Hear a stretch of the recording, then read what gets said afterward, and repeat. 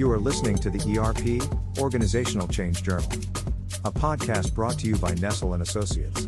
So, Brett, as you know, there's obviously been countless papers written highlighting all sorts of reasons for ERP failure, really looking to solve some of the challenges.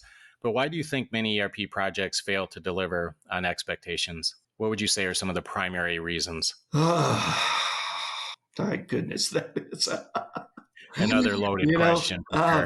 Do you have a couple of hours, Jack? Yeah, right.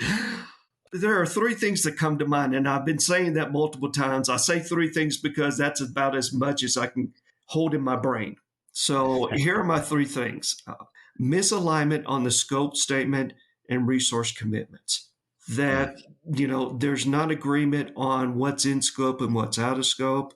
Also, the resource commitments, not only from a customer perspective, but also from an SI partner perspective. That's usually the first problem. And I'll be honest, it's always a problem for any project that you're working on. That's a key area that you always need to focus on, and it's continually there.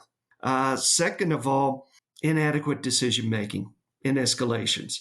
If the customer cannot make decisions in an appropriate time, if the SI partner cannot provide the information in the right context so the customer cannot make a decision quickly, the project's going to go by the wayside. Decisions move projects forward. And if you can't make a decision, you're kind of stuck in the mud, as well as also escalations. There are point in times where a decision can't be made within the project team and it needs to be escalated. Executive support is very important, as well as making a final decision to say, okay, here's the escalation, here's what we need to do, here's the decision we need to make, or the additional resources or investment we need to make. Finally, ownership. And this is on both sides, not only from a customer perspective, but also from an SI partner perspective.